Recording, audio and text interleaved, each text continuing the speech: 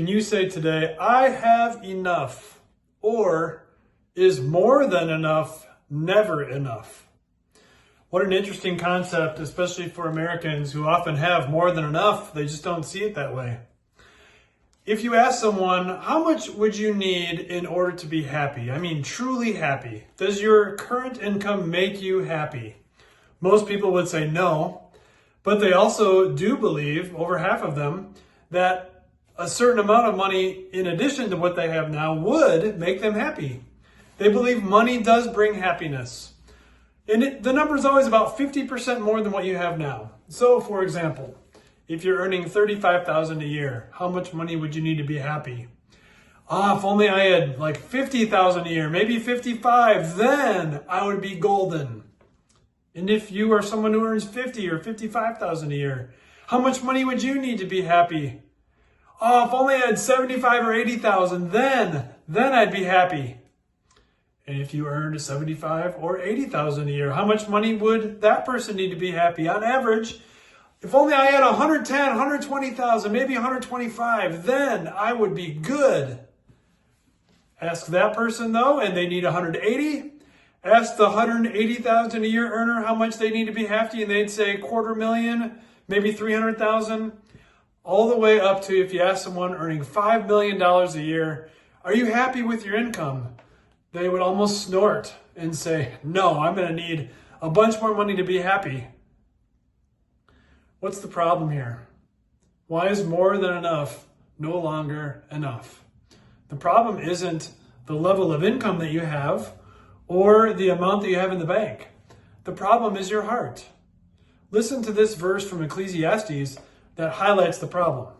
Whoever loves money never has enough. Whoever loves wealth is never satisfied with their income. This too is meaningless. Take some time to take some inventory of your heart. And if you have found yourself being frustrated, disappointed, wishing for more, not okay with what you have, having some financial goals, sure, but not being okay with what you have until you get them isn't.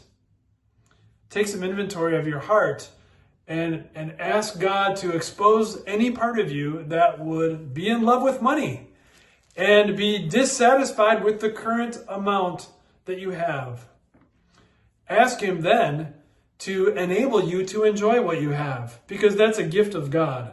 Listen to this other verse from Ecclesiastes just a little bit further down from the verse I just read.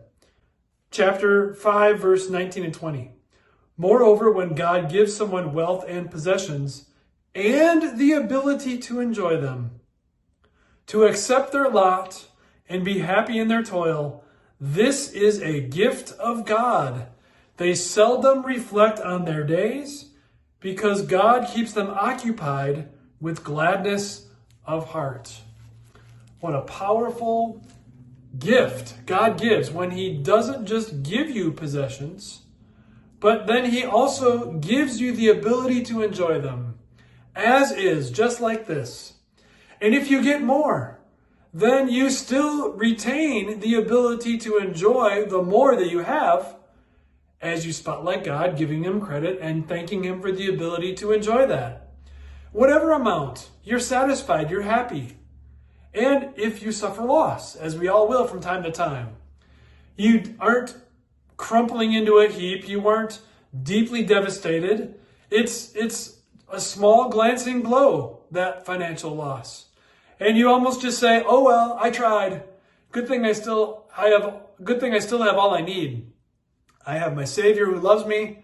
I have a God who gives me my daily bread each and every day. And I'm satisfied with what I have, even though that amount that I have today is less than I had yesterday. So what? God can still enable me to be satisfied with this. What a gift, the satisfaction that can only come from God. Knowing that He loves you, knowing that He's with you, knowing that He is eternal, and knowing that He is always going to provide for you and protect you.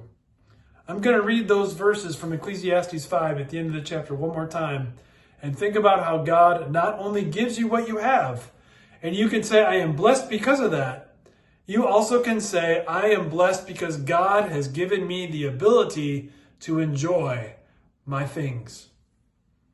When God gives someone wealth and possessions and the ability to enjoy them, to accept their lot and be happy in their toil, this is a gift of God. They seldom reflect on the days of their life because God keeps them occupied with gladness of heart.